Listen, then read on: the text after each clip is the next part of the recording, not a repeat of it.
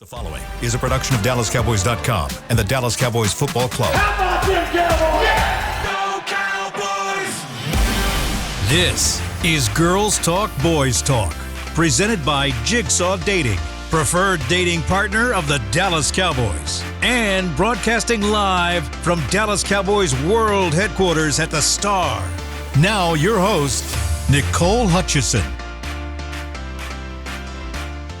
Nation, welcome into Girls Talk, Boys Talk, presented by Jigsaw, the preferred dating partner of the Dallas Cowboys in the SWBC studio. Happy Tuesday, everybody. Is it happy, though? We're still working on it. We've got Chrissy Scales. It's debatable. Joe Laughlin in the studio today. Yeah, I was going to say, it's not really, yeah, you're right. It's not really a happy I take day. These losses really seriously. I'm that person, like, I don't even want to watch, like, a lot because I'm like, oh, I get so frustrated, you know? I feel you. We didn't get a chance to hear your thoughts on, the game on Sunday. What was your biggest takeaway, biggest frustration? I told Chrissy when she walked in, it's like that saying, you can't stop the bleeding. You know what I mean? Like, it literally, that's what it felt like. It was just nothing. We just couldn't get anything started. It was just, they just dominated us. And I just don't think I really expected that. I said I thought they had their weapons were going to be a little more fierce than Cleveland, but it just seemed like nothing can go right. It almost looked like at times that you're watching a very young, unexperienced team. At times, Christy, you know, I hate to say that. Do you know what I mean? But and I feel like we were exposed. It's more than interesting because the inexperience that McCarthy kind of referred to that. You know, Did he? Looking at it and sure, you're playing some young guys. Yeah. But you actually have fewer rookies on the team this year than last year, and.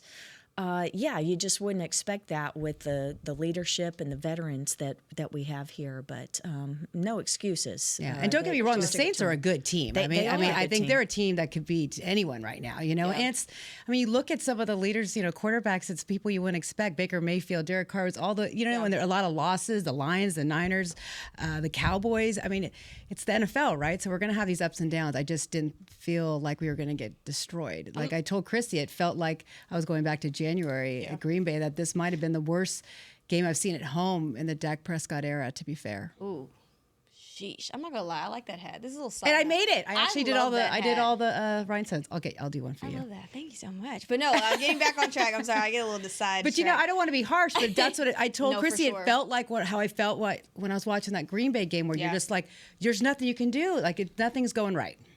Which week do you feel represents or is a true representation of this Cowboys identity? Week 1 or week 2? We don't know. We don't. That's the thing. There's 15 more games. This is just 1 and 2. It's Jekyll and Hyde from week 1 to week 2, particularly with how the defense played. The offense was pretty much the same, not really establishing a running game, not setting itself up for manageable downs and distances on third down and not having good third down conversion rate, not doing well in the red zone in week 2.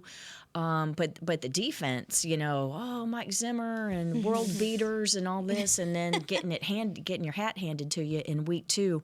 That's the thing about the NFL. The NFL is about matchups, and when I say that, I mean matchups of don't even look at the record of the opposing team. On paper, it means nothing. It goes out the window. Whenever the Cowboys go to Arizona, something funky's going to happen, period. It doesn't matter what the records are. Right. So, and let me tell you, Baltimore coming in, I know Baltimore is 0-2, and they're but not I can tell you from experience, we only play them once every 4 years. They only come to AT&T Stadium once every 8 years. But it is always a hard-hitting and, like, tough to run and a playoff against team that like them, team. they're not going to go. They don't want to go 1-3. No, there's no such thing as a true must-win in September. That's ridiculous. But at the same time, 0-2, They're desperate.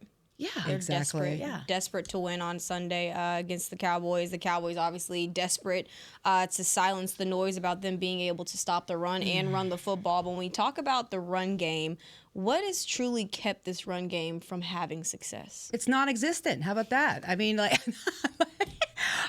why are we not? Straight to the point. I mean, right, Nicole? Yeah, no, I'm just saying, why are we not using this run game? What is it? Like, I don't know, Chrissy, what the problem is. It's like we're not doing enough reps. There's not enough.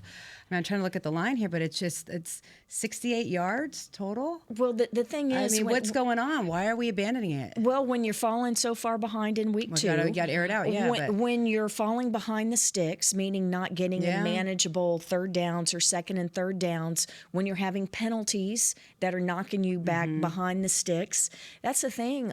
Talking with Mike McCarthy, asking, he's been asked the past.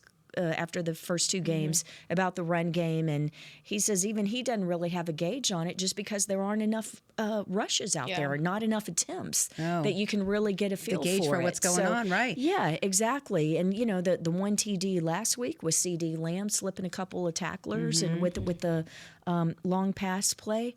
So everything else has been, you've been moving the ball, but shooting yourself in the foot with either penalties or not getting those third downs, stalling at or near the red zone and having to settle for the Brandon Aubrey field goals. He's 8 of 8 on field goals through 2 weeks. Great, yeah. Yeah, but what you don't want is your kicker to necessarily lead the league in points, because it means that he's kicking field goals instead of extra points. So good thing they have Brandon Aubrey. Good thing he's got long range, or the point total would be in half. I think this run game for me, it kind of goes back to what Jess Navarez had mentioned yesterday, is that guys haven't really been in a true rhythm. You're playing Zeke. Maybe on a first down, second down is Rico. You're mixing it up a little bit too much for me. I don't know if that's what really I think. That 3-headed monster. I don't know if I want that. I think you got to give guys a little bit more time and reps and opportunity to really make something happen. And I don't feel like they've been doing that so much, especially with Deuce Vaughn. Do y'all think that he's been really given the true opportunity to have success in this run game? Well, so let's look at his amount of plays. So in week 1, and we're only talking offense, not special teams, he was in for 2 reps on offense in week 1 at Cleveland. Week 2, he was on the field for 10 offensive plays and had 5 touches. So 5 times the amount that he was in week 1 and 5 more touches. But I will admit that I was surprised to see him and Turpin out there in a package early in the game before Zeke's out there. Yeah. I'm not saying I have an argument with Rico starting the game and Rico getting the first couple of series or first series, but the one thing we need to point out with that, this doesn't mean that Zeke is in the doghouse or that they think he's not worthy of being a starter or sharing the main part of the load with Rico Dowdle.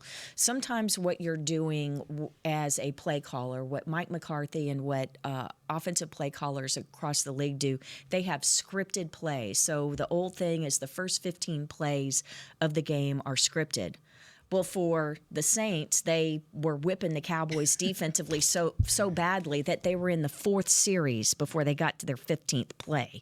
But what you do sometimes with that script is you're going to put a couple of packages out there like Deuce, like Cavante, CD Lamb maybe carrying the ball like in week 1. Yeah. And what you're looking for is how does the defense respond? And what the defense does when you show something, that's kind of their tell. And that's giving you an indication of how they're going to play, how they're going to try and defend you that game. So it sets you up as the play caller to know what to expect moving forward. So that is a logical explanation of why we would see what we saw so early in the game last week. Is it too early to say that this personnel can't get it done? Because we have heard from Jerry Jones. This is just a question they're just throwing it out there. We did hear from Jerry Jones earlier today that obviously Dalvin Cook may not be elevated this Sunday. And Mike McCarthy just mentioned that there's still a little bit more ramping up. They keep saying he needs another terminology, and the playbook a little bit more, and he's not ready. A little bit. Yeah, for sure. Do you think that this is the time? Right, no, that's what I mean. This is the time to maybe give him an opportunity to see what he can do for this run game? Let's see what we can do. Or even maybe a trade or someone, free agent. But Jerry said no. You saw that. Jerry said no. He said, we've got the running backs that we want. Well, I was a little surprised that McCarthy didn't shut that talk down Monday in his press conference. Yeah. But Jerry does his weekly radio show on the Fan 105.3, the flagship station of the Dallas Cowboys radio network, every Tuesday morning. And Jerry indicated that, it would be too early, week 3. So Jerry's in meetings early in the week. So that doesn't mean that things can't change between now and Sunday. Yeah. But it was just kind of mixed messages, though, because McCarthy could have shut it down if he wanted to. And my thought on Monday was, that's interesting. But if we're getting the same result this week, and let me tell you, against Baltimore, Ooh, that defense. I know. That defense, I know. Number one run defense in the NFL right now. And that's what's a big concern, because I think this running game, it's going to be our Achilles heel all season unless we do something. And when you look at, you're talking about Vaughn, I mean, do you all believe he's a little undersized? We know he's quick, but if the O-line is not opening holes for him and he can't get through and he's not going to break tackles, I don't think he's an every down back. So with that being said, I mean, you also have to kind of put in perspective, he's a 6th-round pick, right? Yeah. So sometimes if they're not, I mean, who else was a big 6th-round pick that's made it? Like Tom Brady. Yeah, well, running backs. Running backs, yeah. I think Terrell Davis maybe might have been. He was a late pick. But, I just wonder, what I mean? Are we expecting too much out of him as well? Yeah, I think that with that size and with his skill set, that you generally think of getting him in open spaces.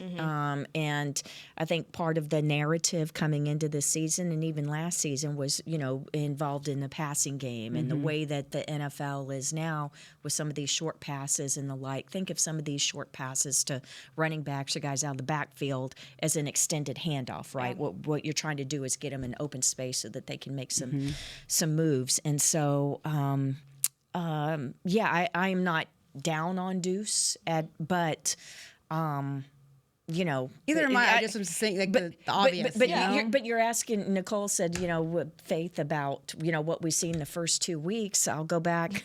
Sorry to use these Parcells isms. Big but tuna. Confidence comes from demonstrated ability. Yeah. So if you're asking me about confidence, that's a great point. And we haven't seen it the first 2 weeks. Now, can you fix it by staying ahead on the sticks, by not shooting yourself in the foot and getting moved back on some penalties?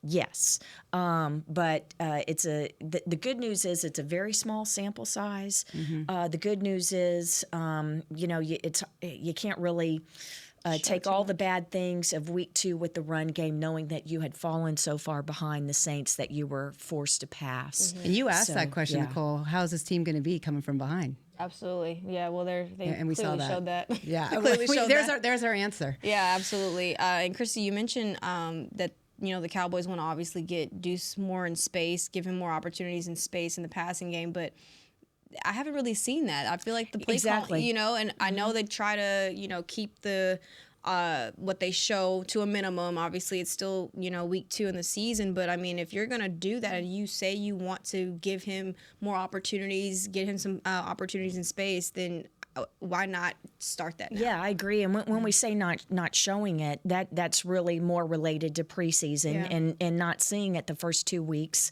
Yeah. Again, this past week you're out of your plan because you've fallen behind and things like that. So hopefully we'll see more moving forward. But just to kind of give everybody an idea of what's happening with this running back by committee, I mentioned a couple of the players. So let's talk more about how the plays were distributed, the reps from week 1 to week 2. So at running back, in week 1, Zeke was out there for 32 plays with 10 carries. In week 2, 28 plays, 8 carries, 8 touches. Rico actually had a couple more in week 2 than in week 1. Rico had 28 reps in week 1, 30 in week 2, and he had 3 more touches in week 2. The big difference was Lipke. We thought Lipke might get some more work in week 2, not having the tight end, Jake Ferguson being out. Lipke had 20 reps on offense in week 1 and only 10 in week 2. Wait, run that back one more time. Lipke had 20 reps on offense in week 1 and only 10, so half as many. But what we saw without the tight ends, and we referenced it briefly yesterday, we talked about the personnel package, and you don't see this a lot with the Cowboys, but it's called a 10. 10 means one running back, the 1 and the 0, so 10. Yep. 1 running back, 0 tight ends. So that means 1 running back and 4 wide receivers. We saw that 0 times in week 1, and we saw it 16 times in week 2. Yeah. So that's what they did to make up for the loss of Jake Ferguson. Was you went at times, you didn't even have a Schoonmaker or a Brevin Spanford on the field. You went with 4 wides. We should also say that, again, they had fallen behind. They're trying to play catch up, so you're going to have more of your wide receivers out there. And we usually know that, typically Jake Ferguson and those tight ends, Luke Schoonmaker, typically help with blocking and protection on the offensive line as well. And so when you're trying to do like a run game, or maybe you get a lead and you're trying to bleed the clock, or your run game's going well, you have a personnel package that you would call 12. So 12, 1 and 2, that means one running back and 2 tight ends, 12. So 1 on each side of the line, or 1 tight end on each side of the offensive line, or maybe 2 on one side, and you run that strong side that direction. So we didn't really see that much in week 2 because we were going with the 4 wides. What was y'all's thoughts on the offensive line? We didn't get a chance to talk about the offensive line on Sunday. Well, technically yesterday. What was y'all's thoughts? You want, 3 sacks. And I think I asked that on the game on Friday, and I said, how many sacks, over or under, did you feel like they'd give up? Yeah, well, you only averaged 3.2 yards per rush.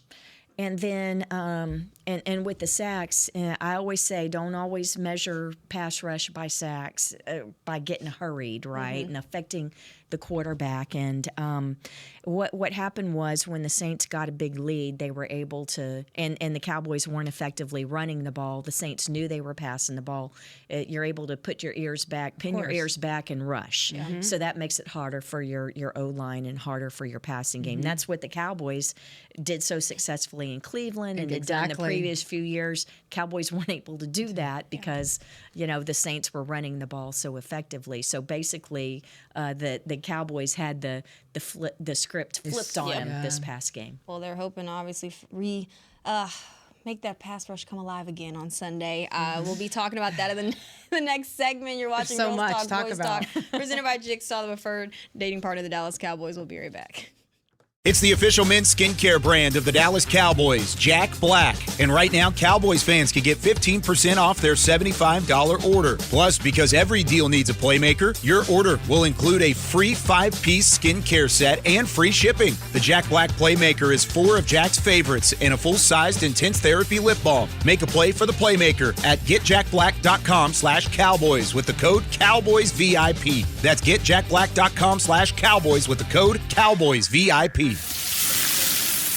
We know that juicy, cheesy, grilled to perfection burger sounds amazing, but it does sound like something is missing. Pepsi, baby! The yin to this burger's yang. Burgers and Pepsi go together like burgers and Pepsi. This perfect blending of flavors makes every bite of lettuce, every sesame seed on the bun, and every sip of that crisp, refreshing, ice-cold cola a journey to Foodtopia. Burgers, better with Pepsi. That's what I like. At Jigsaw Dating, we obviously want the Cowboys to bring that 6th ring home. But to be honest, we're more focused on finding the person who will put a ring on your finger. That's why we created a dating app that reveals your face through meaningful conversation, so you can date deeper. Because it's personality that matters the most, not looks. Join Jigsaw Dating today, dating partner of the Dallas Cowboys.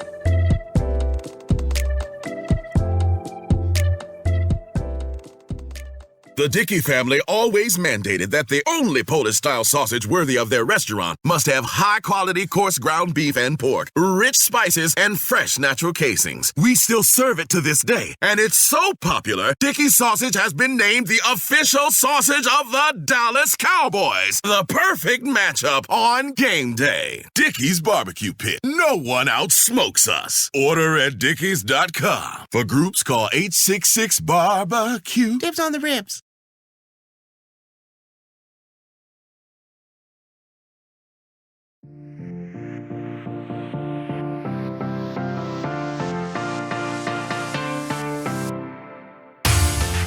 head to AT&T Stadium to experience a rally day presented by SeatGeek on Saturday, September 21st from 10 a.m. to 2 p.m. Get ready to cheer on your Dallas Cowboys. We need it. With tours of AT&T Stadium, autographs from the Dallas Cowboy cheerleaders, ticket giveaways, games, and more. Visit AT&TStadium.com/rally days to get your tickets today. Get ready to cheer on your Dallas I Cowboys. say that because it felt like a Saints party at one point when I was at the game. Like it was. I mean, it really just. I know it seems louder when they're ahead, but didn't it, Chrissy? I mean, you were down on the field. Yeah. Didn't it sound really loud? I mean, there were a lot in the seats already, but then when they early in the second quarter when Dak was sacked. Yeah. And that's when the Who Dat chants broke out. And then Alvin Kamara had the screen pass for the touchdown right after that. And it was like, oh, my goodness, here we go. And then when Derek Carr was dancing, I was like, oh, gosh. Yeah, on Cowboys radio, we're like, for those, in fact, that was one of my sideline reports. For those of you that just tuned in, this game is actually at AT&T Stadium, not at the Superdome, because it sounds like we're in New Orleans right now with the fans. I hated it. Oh, goodness. When you talk about this Mike Zimmer defense, there was obviously questions coming in of this run defense. How would they stop the run? They did so in week 1. Week 2, total different ball game. Yeah, they have problems with that Shanahan offense, that West Coast offense. And Quinn had problems with it too, Christy and Nicole. Yeah, and a lot of people do. Yeah, of course. Yeah, but then now we thought Zim would kind of have a bit of an advantage there. And no, Kubiak was just all over it. Yeah, Hey, when you're getting blown off the ball, Yeah. you know, Yeah. that and it looked even worse from field level because you could see guys, you know, just not getting the leverage. The other thing was the yards after contact, and so what would be a 3-yard run or a 4-yard run going 7 or 8 or 9 yards, everything going forward for the That's Saints. a great point, that's what was so disappointing. Yeah.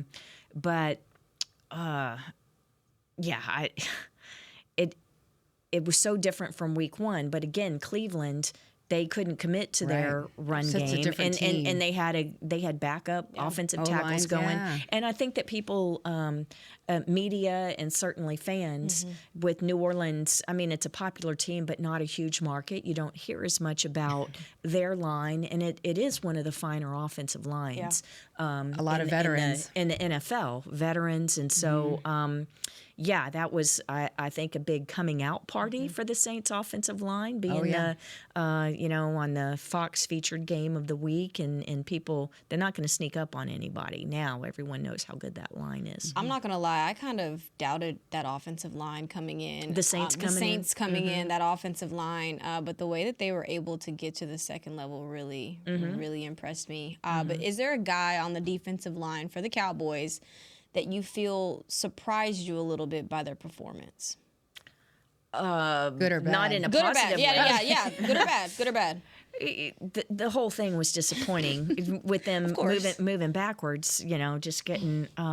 Yeah. Mine was Jordan Phillips. Mine was the nose tackle. Yeah, they had problems. Yeah. And Linval too. moving backwards as well, and they were getting stonewalled. Yeah, and the other thing is with the way that they kind of move their line and try and get you going sideways and things like that, and it sets up where they can gash and crease you off of that. So the system is really great when it's being run effectively. Yeah. So difficult to defend even if you're doing your technique perfectly and everything. But again, you know what Mike McCarthy and what Mike Zimmer were saying yesterday was they beat us off the snap. Well, if that happens in the NFL, he kept saying we went quicker to the punch. If you get beat off the snap, you're done for. You're done for. Yeah. You know, you're not able to hold your ground. Which was shocking to me because you saw Mozzie Smith in training camp be so much better off the ball, so much faster off the ball. So it's kind of shocking to me to see how slowly that he was reacting a little bit to me. I don't know, maybe it was just me that noticed that. Well, no, you and it goes to what Mike McCarthy said last week, because you would say that Mozzie, not just Mozzie, but it was a regression, right? Yeah. From week 1 to week 2. Yeah. And when you're at this point in the season, you should be seeing great leaps forward week 1 to week 2.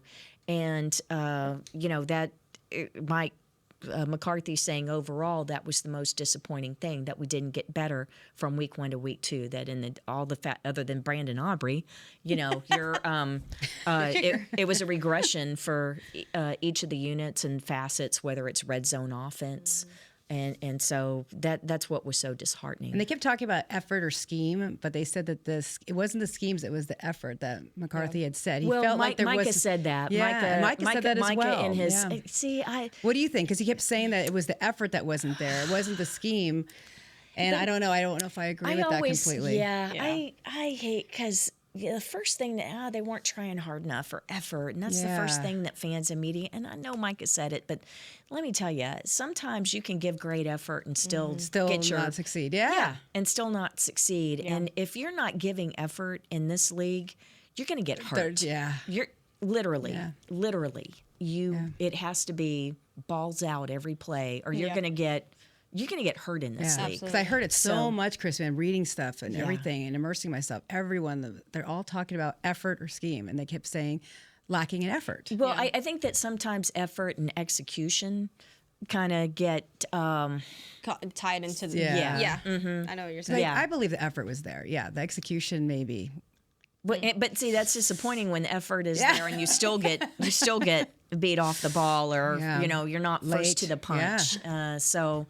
Not quick to the punch. He kept saying that over and over again. Mm-hmm. Where is y'all's confidence level in Mike Zimmer right now? Well, it's high. It's only high. game 2. I mean, we have 15 more games to go. That's fair. Right? And I think he's the type of DC who's not going to, now he's really going to make sure this team turns it around this weekend. I did have to laugh when he pointed out yesterday in his press conference that his first game as defensive coordinator, and Mike had been with the Cowboys for several years as the defensive backs coach, and then once Dave Campo, who had been defensive coordinator, once he became the head coach in 2000, Zimmer got promoted to defensive coordinator. And so the first game, I'll never forget it, because it was 109 degrees on the thermometer, but on the field level at Texas Stadium, the pickle juice game against the Eagles, I'm still sweating from that. It was like 128 degrees on the field, and the Eagles. Did you say 128? Oh yeah. Yeah, it used to get really hot on that field. Yeah, because it had the hole in the roof. You couldn't. It's not like AT&T Stadium where you could close it. Because God's looking in on their favorite team. Exactly. Everyone knows that, right? Why there was a hole in the roof at AT&T Stadium. Yeah. So that God could watch his favorite team play. But it was hot. I remember we're cheering on there. It was it was terrible. But anyway, so Mike, he wasn't trying to be funny. He was just saying, my first game as defensive coordinator was the pickle juice game, and just know that the Eagles throttled the Cowboys that day in all facets. And, well, Nicole, what do you think about the confidence? Is your confidence there with him? It hasn't wavered. I was just asking the question. I was just curious what you thought. It hasn't wavered. I think you need to get punched in the mouth in order to finally fix things, and he had said that when he says he's going to fix something, he's going to fix it. So we'll see on Sunday how quickly they're able to turn it around. Because you have a Ravens running. Well, you have Derrick Henry, you have Lamar Jackson that are coming in here, and a hungry team that's 0-2, ranked 7th in the league in rushing. I mean, you have another test in you. And punching in the mouth. I mean, this Derrick Henry is the size of Micah Parsons. Derrick Henry is bigger than every Cowboy linebacker except. Oh, and by the way, their fullback, Patrick Ricard. Watch for him, number 42. You can't miss him. He's 300 pounds. So he's the size of a defensive tackle, and he's your fullback. So that's 546 pounds coming at you when they have a lead blocker and Derrick Henry coming at you, and both of those guys are bigger than your linebackers, and so and you, not to scare you. But here's the thing: you have that power run game, and then but what they were doing against the Raiders so effectively. Well, first of all, let's say that the Ravens, they lost to the Raiders, so they weren't super effective overall. But in the second half, they finally got the run game going to get Derrick Henry, and they got the run game, and they were having success around the edges. That's where the Cowboys were really faltering against the Saints. But the other thing is with Lamar Jackson, he's the dynamic, fast, and he's so much more mobile than Carr. So absolutely, that's another problem to think about. So it's kind of a thunder lightning, except the lightning is your quarterback. Does that make sense? But it's two completely different kinds of styles that you're having to defend against. And so one thing I'm really interested is the spying. Zimmer said that they used a spy in week 1 against Deshaun Watson at Cleveland. Well, when you have Lamar Jackson, it would make sense that you would deploy a spy. And so he was actually asked in the press conference if DeMarvion Overshown would be used as a spy. Yeah. And then I was surprised that Mike volunteered, or Micah. It's like, so, I mean, that makes sense that you would have Micah as well, because he's so athletic and so fast that he actually can match up against Lamar Jackson, believe it or not. So it's really going to be interesting to see. Maybe Mike was throwing that out there to kind of, was he telling the truth, or was he throwing something out there knowing that Baltimore would kind of have to think, oh, it could be one or the other? Mm-hmm. How much pressure is on the defensive tackles in this game? A lot. Well, yes, just because every game, but particularly against a team that was number 1 in rushing last year. Yeah. What about you? Yeah, absolutely. Absolutely. What's y'all's thoughts on Chauncey Golston as a pass rusher? How much have you seen him kind of improve as the weeks have gone on? I mean, it's only week 2, but how much have you liked him on the defense? Yeah, Chauncey got his name called a couple times on Cowboys radio Sunday. He also had the block on the missed PAT, and then the good play on defense. It was interesting because last year he got moved a lot to the inside. He's built like a defensive end, meaning he's tall and lean and not one of these wide body guys that you think of as an interior defensive lineman, as a defensive tackle. But when you're in a nickel pass rush, you'll often take the edge guys and move them inside to pass rush. And so that's where Chauncey he did that a lot last year. And so when the Cowboys, as training camp went on this summer, and they added Jordan Phillips and they added Linval Joseph and stuff like that, it's like, well, not that Linval's going to be out there for pass rush situations, but I thought, well, maybe Chauncey will stay more to the outside, or maybe Micah will play more linebacker at times, and you have Chauncey playing outside. So a little, I don't really have a gauge on that yet through these first 2 weeks. But he's definitely improved, because you look at his line, he only had 1 tackle, and then the week 2 he had 4 tackles and a sack. So there you go. Yeah. So obviously he's improving, but he wasn't happy with himself. His versatility has been a great asset for him. I'm just interested to see as it moves along if you see Zimmer play him inside as much as he was the previous couple years, particularly last year, or if he'll stick more to outside. Well, now we've got the fun part coming up next. We've got our little season grade so far. I know I like it's early. that game too, Nicole. I know it's early. We gotta just have a little bit of fun. Do you think it's going to be different from week 1 to week 2? Yes. Yes. Okay. Just a little bit. Absolutely. Find out if next in the break. You gotta stick with us here. I thought on Girls Christy was Talk, serious. Boys Talk. The Dickey family always mandated that the only Polish-style sausage worthy of their restaurant must have high-quality coarse ground beef and pork, rich spices, and fresh natural casings. We still serve it to this day, and it's so popular, Dickey sausage has been named the official sausage of the Dallas Cowboys. The perfect matchup on game day. Dickey's Barbecue Pit. No one outsmokes us. Order at dickeys.com. For groups, call 866-BARBECUE. Dibs on the ribs. We know that juicy, cheesy, grilled to perfection burger sounds amazing, but it does sound like something is missing. Pepsi, baby! The yin to this burger's yang. Burgers and Pepsi go together like burgers and Pepsi. This perfect blending of flavors makes every bite of lettuce, every sesame seed on the bun, and every sip of that crisp, refreshing, ice-cold cola a journey to Foodtopia. Burgers, better with Pepsi. That's what I like. At Jigsaw Dating, we obviously want the Cowboys to bring that 6th ring home. But to be honest, we're more focused on finding the person who will put a ring on your finger. That's why we created a dating app that reveals your face through meaningful conversation, so you can date deeper. Because it's personality that matters the most, not looks. Join Jigsaw Dating today, dating partner of the Dallas Cowboys.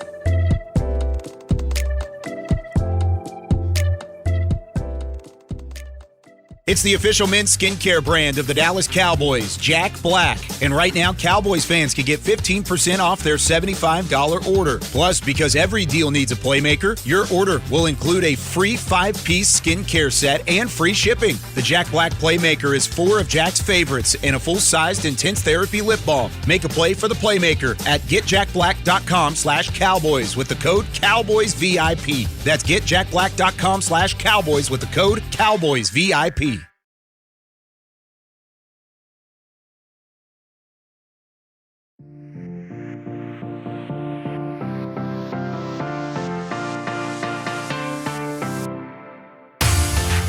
Schedule is set and limited tickets for 2024 Dallas Cowboys season at AT&T Stadium are available now. Don't miss your chance to see your Cowboys live at AT&T when they host the NFC East rival Eagles, Giants, and Commanders. Plus, the Ravens are coming to town. Lions, Texans, Bengals, and Bucks. Visit DallasCowboys.com/tickets or SeatGeek.com, the official primary ticketing partner of the Dallas Cowboys. Look at those opponents, and this guy gets scared, and I don't Killer like schedule. Right? I'm like, oh gosh. That's one way the NFL accomplishes parity is first place teams. You win the division, and the next year you have to play a first place schedule. Whereas if you come in fourth place in your division, the next year you play a fourth place schedule. So there's 2 ways to accomplish parity. One is that the best teams have to play each other. The worst teams play the lesser teams from the year before, and then of course the NFL draft, where the teams with the worst records draft early in the Super Bowl. Or you could be the Chiefs. Last. It doesn't matter who you play. You're gonna end up winning by some crazy. Oh gosh, they just drive me nuts, Christy, watching them. In this schedule, I'm not gonna lie, it stresses me out. It's totally stresses me out. Giants don't stress me out. But the Steelers, and on the road with the Niners, and Christian McCaffrey should be back by then. I mean, there's a lot of. That's a first place game because you're playing the NFC South this year, but you have to play the first place team from the NFC West. Oh my goodness, right. that's the because everyone always goes, why do the Cowboys Niners always play? I'm like, because of the records and how it. Exactly right. Exactly, and the NFC South it's always is good there this year. Not just the Saints, what they did in week 2, but the Bucks are good. Bucks are really good. They beat the Lions. So, I don't want to think about it. This is stressing me out already. All right, guys, we have a game. It's not really a game. It's just, what are we grading our guys? I'm going to list off a player. Give me your grade, all right? Okay. I know it's early, but we're going to have fun with this. It's great. It's great. Dak. Okay. I'll go with you, Christy. C-. Oh, I had a B-. Yeah. Because it's C+. Because of 2 picks. One, Brooks, he slipped, right? That's not his fault. Okay, that's not his fault. And then the last one, he's got to go. You got to do something. You're behind 20 points. You got to do something. So both those picks didn't really bother me, but I think Dak probably still kind of kept him in the game. And if you look at, they say that he was more, that was more his offense than McCarthy's offense. So that's why I don't want to give him a B-. Yeah, and just a couple of miscommunications and missed throws, CD, one of them. So, and the long completion, the long touchdown to CD, that was a great run after catch. So absolutely. Sure. All right, Rico Dowdle. Incomplete. Yeah, it's hard to. Yeah, it's hard to grade. Yeah, because it's how do you grade when it's not? Can anything in the run game be above a D? No, it can't. It can't. I just want to know your thoughts. All right, Kevontae Turpin. I'm only going B+ because I have a B too. Punt return for a touchdown. I'm gonna go B. Oh, I'm sorry. We're doing through the first 2 games. Through the first 2 games. I'm sorry. I thought I was thinking we were doing week 2. Okay, I thought I said that. Okay. No, we were thinking both. I think we were so both that's thinking hard. from Now Sunday. we're combining the 2 games. Okay. I said that. So my bad. Okay, well, I'm still sticking with D for run game. Yeah, same. And for Dak, it would be a B- See, that's why. Okay, that's what I said. B-. Okay. Kevontae. Yeah, B-. I'm gonna do B. Yeah. I said B+. I'm even B+. All right. DeMar. So now you said both game, week 1 and 2, then everyone's gonna be like a B. No. Not everybody. Except the running game. Goodness, no. DeMarvion Overshown. Gosh, at week 1 I would have said A, but he was barely on the field in week 2 because they were in their base defense. So much, So just to compare week 1 to week 2, DeMarvion was on the field for 44 plays in Cleveland and only 18 in week 2. too, because they weren't in the nickel very much. So I want to say like a B minus. Yeah, I'd say B. Because it was B kind of minus. late to react on certain things and fill those gaps at times. So yeah, he did have a couple of nice open field tackles in week 2, where you could see the that and he helped speed. and he helped Joseph a lot when Joseph was having some problems. I'm gonna go with Limball Joseph up next. Yeah, I'm sorry, nothing with the run. Anybody involved in run defense is going to be graded down for week 2. So Wide receiver room as a whole. as a whole, maybe B minus. That's what I was gonna say. minus? Yeah, I was gonna do B minus, C plus. I was going C plus. Yeah, I'm only I'd saying say- that just because, granted, you have CD. He makes and you you- have Cooks, who had that first touchdown, the only touchdown in week 1, but you haven't really seen a consistent offensive weapon aside from them in the first 2 weeks of the season so far. I mean, you have guys that are capable like Jalen Tolbert, which Yeah, you need another weapon besides CD. but you need someone else that's consistent. And I think that Jalen Brooks kind of stumble on that break. Oh, yeah. I think that kind of That was messed with bad. Dak's Dak was- confidence a he little was not bit in happy. throwing to the younger guys. So I think I'm gonna give them a C plus. Okay, C plus. All right. Dang, I had the running back room, but never mind. JJ. Yeah, we're not- secondary. Oh, you know, on the game week 1. I mean, it wasn't even much action, but C plus, C plus. B minus. It was bad Sunday. I'm gonna say C. I mean, just the whole defense. C I'm plus. sorry. Yeah. Just- Yeah, that's hard to any defense. Yeah. You're right. All right. Well, that'll do it for our game. But yeah, I guess On you that can't happy really, note. on that happy Wasn't note. that happy? Yeah. I mean, 'cause you can't really. Do you want to end on a high? Yeah, absolutely. Brandon Well, Aubrey. Yes, there we go. there we go. Well, no, I want to touch on He's our Jake savior. Ferguson and the fact that we Yeah. don't really know the status of him going into Sunday, and we saw the impact that he made, that his absence made last Sunday against the Saints. Are there any worries at all now heading We'll into know more Sunday? because if he is taking part on Wednesday and Thursday are the big installation of the game plan. So if he does more than just rehab work on Wednesday and he's doing some position group work, even if he doesn't do 7-on-7 or 11-on-11 team drills, they still do their individual group work at the beginning of practice. I would say that's a very good sign. Yeah. And Shoemaker, I mean, he caught all 6 of his targets. He was, I mean, he was fine. He's just not the threat that Ferguson is. Of course, but at least he, I wasn't worried about him, but he's not going to make the impact. Right. Yeah. But with Ferguson, the thing is, in the second half of the Baltimore LA Raiders, Las Vegas Raiders game on Sunday, Brock Bowers, who's a first-round pick that Georgia tied in, Mr. All-World in college, he was having some success in the second half against Baltimore. So that made me think, oh, boy, if we can get Fergie back, that's going to be so important. And just even like some seam routes and things like that. And Dak is just really another, confident with it's him. another stressor on the defense that, frankly, Schoonmaker is not, at least hasn't shown yet. Well, that's what I was going to ask. How much confidence do you have in Schoonmaker if Ferguson's not back, but just based off what you just saw on Sunday? I mean, 'cause he is I capable. think the fact that they were going 4 wides a lot more just shows that they feel better getting it to Tolbert or Brooks than not having Ferguson out there. But Nicole, you talked about having another weapon. It's Ferguson that Dak's Yes. comfortable with absolutely. if we can bring him back in, right? Because Dak that loves that target. Yeah. What is one thing? I know the answer to this, but I'm going to ask anyway. Okay. What is the one thing that you want to see improved? You only get one on Sunday. Running game. offense and No, as a whole. as a whole. I'm gonna go running game, but that's just because we haven't seen it offensive running game? offensively. Yeah, Yes, and I want to see what we can do. I totally agree with you because that's the best thing for your defense as well. Yeah. If you can establish the run game, and you work if the can clock a hold little on to bit the ball, more. you You can know, the work defense on the clock. field all the time. And Where do I want to see my defense? On the sideline next to me. Exactly. Because it means they're not and out also there. taking pressure a little bit off Dak too for running the ball. I mean, there's a lot if we can get that running game going. What was your answer going to be? Mine was going to be run game. Yeah. Immediately. I think that you have to establish the run first before.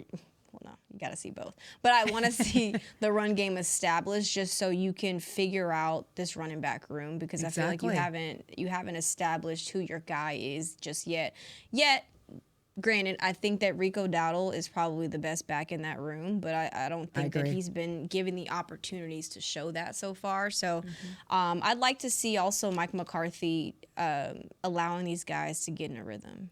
And Mike McCarthy wants that more than anybody else. Yeah. You're right about the rhythm, because that first game is almost like a preseason game in a way. You could tell, like, this is now, I feel like they get the rust off and be able to kind of gel and see what they got. Yeah. Because otherwise they're going to have to they're going to have to make a trade. They're going to have to do something, Christy. I mean, I know Jerry doesn't want it, or Cook, if he's the answer, I don't know. But you can't not have a non-existent running back core. Yeah. Well, they've got a lot to figure out. They've got Wednesday, Thursday, Friday, Saturday, and then they got Sunday. So 5 days to figure it out. Hopefully they do ASAP. But that'll do it for today's episode. This was fun. Wow. She's thinking about the sunshine outside. Thinking about the sunshine outside. Wow. Now look you're at live, Jazzy. Jazz. That's crazy. All right. Well, ladies, that was fun. We will see y'all back tomorrow here at Cowboys Nation. Thanks for sticking with us today on Girls Talk, Boys Talk, presented by Jigsaw, the preferred dating partner of the Dallas Cowboys. This has been a production of DallasCowboys.com and the Dallas Cowboys Football Club. How about this, Cowboys? Yeah!